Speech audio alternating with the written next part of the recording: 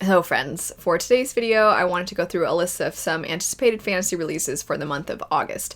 As always, I will have the projected release dates as well as pre-order links in the description bar down below in case you'd like to reference back to that information or check any of these books out for yourself. I did want to start with a book that was actually for July, as this is one I have been expecting for so long, and I had it on pre-order and I completely forgot to mention it when July's anticipated releases came around, and that book would be The Spellshop. I believe at the time this video goes up, this book will have already been released, so if it does sound good, you don't have to wait to give it a try. But this is by Sarah Beth Durst, and this is the author of the Queens of Renthia trilogy, which I greatly enjoyed, as well as the standalone fantasy story Race the Sands, which I also really enjoyed. But this book is called The Spellshop, and it says it's a gorgeous story about a lush cottagecore tale full of stolen spellbooks, unexpected friendships, sweet jams, and even sweeter love. So that already sounds very cute and very on brand with cozy fantasy. The more in-depth synopsis says, Keela has always had trouble dealing with people. Thankfully, as a librarian at the Great Library of Elysium, she and her assistant, Kaz, a magically sentient spider plant, have spent the last decade sequestered among the Empire's most precious spellbooks, preserving their magic for the city's elite. When a revolution begins and the library goes up in flames, she and Kaz flee with all the spellbooks they can carry and head to a remote island Keela never thought she'd see again, her childhood home. Taking refuge there, Keela discovers, much to her dismay, a nosy and very handsome neighbor who can't take a hint and keeps showing up day after day to make sure she's fed and help fix up her new home. In need of income, Keela identifies something that even the bakery in town doesn't have: jam. With the help of an old recipe book her parents left her and a bit of illegal magic, her cottage garden is soon covered in ripe berries. But magic can do more than make life a little sweeter, so Keela risks the consequences of using unsanctioned spells and opens the island's first ever and much needed secret spell shop. It sounds so cute. I am so hopeful that this is going to scratch that cozy fantasy itch.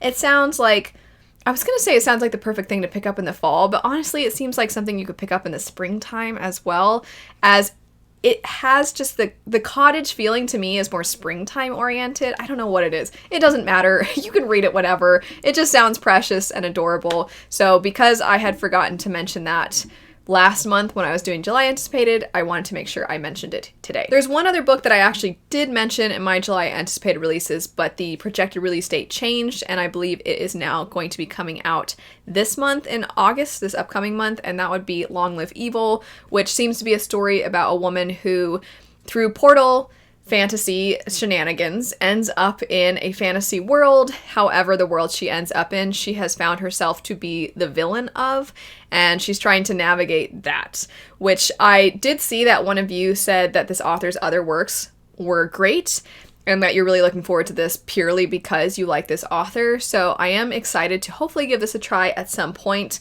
but I just wanted to mention that correction in case you were interested in that. It is projected now for August. Now getting into the rest of our August anticipated releases. Next up we have A Sorceress Comes to Call by T. Kingfisher. So, you know, I'm pretty much already sold. And it's a dark reimagining of the Brothers Grimm's The Goose Girl, rife with secrets, murder, and forbidden magic. Cordelia knows her mother is unusual. Their house doesn't have any doors between rooms. There are no secrets in this house. And her mother doesn't allow Cordelia to have a single friend, unless you count Falada, her mother's beautiful white horse. The only time Cordelia feels truly free is on her daily rides with him. But more than simple eccentricity sets her mother apart. Other mothers don't force their daughters to be silent and motionless for hours, sometimes days on end. Other mothers aren't evil sorcerers. When her mother unexpectedly moves them into the manor home of a wealthy old squire and his kind but keen-eyed sister Hester, Cordelia knows this welcoming pair are to be her mother's next victims. But Cordelia feels at home for the very first time among these people, and as her mother's plans darken, she must decide how to face the woman who raised her to save the people who have become like family. As always, when I mention T. Kingfisher, I bring up that Nettle and Bone is one of my all-time favorites, and I have been kind of on the hunt for another Nettle and Bone. I do love A Wizard's Guide to Defensive Baking. I feel it's so whimsical and silly and fun, whereas Nettle and Bone is a little bit more dark and feels more like a grim fairy tale. I did find that her other story that is more recent and fantasy, Thornhedge, While I liked it, that one almost leaned too into the fairy tale for me, where I felt like there was a little bit of an absence of connection with the characters, and it was like being told a tale. I did find that there were aspects of it that you could derive a lot of significant meaning from, but at the end of the day, I still am craving something that's a little bit more like Nettle and Bone, and I'm really hopeful that this one will be it. It sounds like it's in a similar lane to Nettle and Bone, so fingers crossed. But at the very least, it's Tea Kingfisher, so even if it's not another Nettle and Bone, it'll probably be something that I enjoy. After that, we have the Phoenix Keeper, and this one says it's set in a magical zoo teeming with mythical beasts from dragons and unicorns to kelpies and krakens. So it is compared to Legends and Lattes, so it's looking like another cozy fantasy. As head Phoenix Keeper at the world-renowned zoo for magical creatures, Ayla's childhood dream of conserving critically endangered firebirds seems closer than ever. There's just one glaring caveat. Her zoo's breeding program hasn't functioned for a decade. When a tragic phoenix heist sabotages the flagship initiative at a neighboring zoo, Ayla must prove her derelict facilities are fit to take the reins, but saving an entire species from extinction requires more than stellar animal handling skills. Carnivorous water horses, tempestuous thunderhawks, mischievous dragons. Ayla has no problem wrangling beasts, but mustering the courage to ask for help from the hotshot griffin keeper at the zoo's most popular exhibit, virtually impossible. Especially when this hotshot griffin keeper happens to be her arch rival from college. This person is annoyingly brooding and insufferable, and they're a know-it-all with the face of a goddess who's convinced that Ayla's beloved Phoenix would serve their cause better as an active performer rather than a possessive conservative exhibit.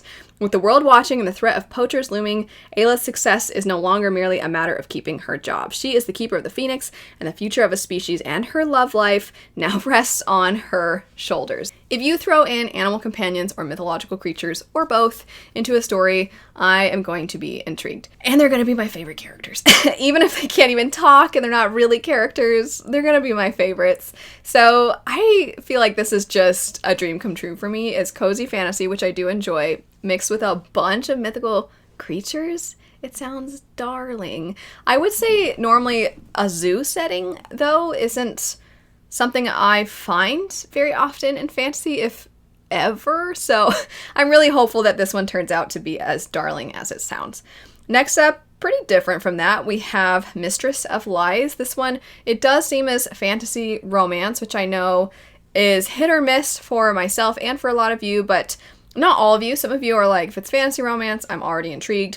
This one says it's a villainous, bloodthirsty heroine who finds herself plunged into the dangerous world of power, politics, and murder in the court of the Vampire King. I have noted that over the past 1.5 or 2 years, vampires seem to be making a comeback, and for some people, they couldn't care less about that, but for others, they're kind of excited and ready for the return of vampires, so if that's you, that might be one to keep an eye out for. We also have a couple of sequels projected to be released in the month of August. I'm not going to go in depth about the plots of these. If you are interested in hearing about their first entries, though, I'll have the reviews I've done for them in the description bar, but one of them would be Ghostsmith by Nikki Palpretto. This is the sequel to Bonesmith, which I really had a lot of fun with. And then we have Wisteria, which is the third and I believe final book in the Belladonna trilogy, and that one is projected to be released on the 20th. So if you are somebody who is looking forward to seeing the conclusions of these series, then at least these will be on your radar, their release dates anyway. After that, we have Between Dragons and Their Wrath. When dragons rage, chaos reigns. Conquest built the Celeste Basin. Now enemies once more threaten its borders, but when the Lord Reacher declares himself supreme ruler to enforce unity, old angers erupt, threatening to tear the basin apart from within. Tesha, a glassblower's apprentice with a talent for poison work, becomes a false tribute bride as part of the desperate political plot. In the Reacher's court, she's perfectly placed to sabotage him, but her heart has other plans. Naomi is laundress to an eccentric alchemist, a job that has left her with strange new abilities that are slowly consuming her and attracting the notice of the city's underground rulers. With time running out, she'll have to gain power by any means just to survive, let alone change the world. And in the desolate Shield Mountains, sharp-shooting dragon rider Ashadi protects the basin from the monsters of the sands beyond, but when an impossible shot pierces his dragon's glass scales, he becomes the hunted one. As chaos sweeps across the land, Tesha, Naili, and Ashadi must fight to survive political enemies, long-buried secrets, and monsters both within and without. That certainly sounds like it has a lot of the ingredients of classic fantasy, dragon fantasy, but I think that mix of alchemy as well is what is really intriguing me. Next up, though, we have a book that sounds really sweet and cute, but a little bit like existential dread, and it's called The Ghost Cat. So it says, in early morning, a cat, Grimalkin, ambles over to curl up against the welcome heat and lick his favorite human's hand, but this is to be his last day on Earth before he becomes the Ghost Cat. Follow Grimalkin as he witnesses the changes of the next 120 years, prowling unseen among the inhabitants of an Edinburgh tenement, while unearthing some startling revelations about the mystery of existence, the unstoppable march of time, and the true meaning of feline companionship. It sounds so cute and so sad at the same time. And I feel like this one and the Phoenix Keeper, they seem like a good duo to try to pick up around the same time. Because I feel like you'll need one that's like, oh no, this poor cat is a ghost. And then you'll need another one that's like, yeah, let's keep the species alive. But anyway, it sounds cute. I mean, it sounds cute, but it also doesn't. Last for today, we have The Enchanted Lies of Celeste Artois.